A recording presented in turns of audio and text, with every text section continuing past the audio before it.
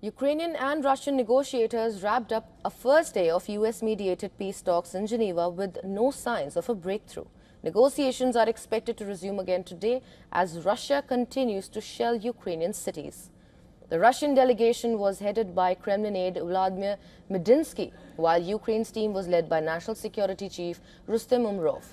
Still photos released by Ukraine's National Security and Defense Council show officials from US, Russia and Ukraine around the negotiating table on the first day of talks. According to reports, a source close to the Russian delegation claimed that the latest round of talks were very tense.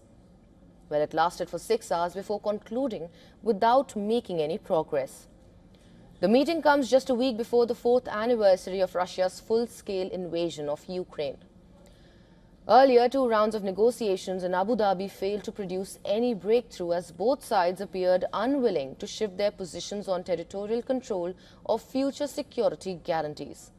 Without offering details, Ukraine's lead negotiator Rustem Umerov said that talks on day 1 in Geneva focused on practical issues and the mechanics of possible decision. He confirmed negotiations would resume on Wednesday for the final day of talks.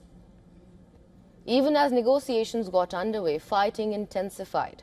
Ahead of talks in Geneva, Russia carried out airstrikes overnight across swathes of Ukraine, severely damaging the power network in the southern port city of Odesa. Ukrainian President Volodymyr Zelensky questioned Russia's commitment to peace, saying actions on the battlefield speak louder than words at the negotiating table.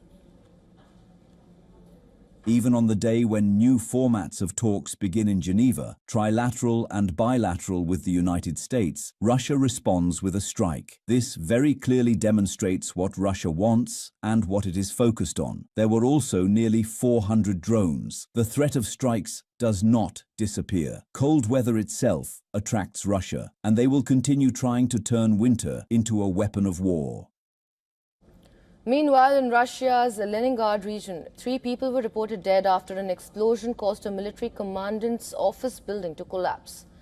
Authorities have opened a criminal investigation into possible negligence and fire safety violations.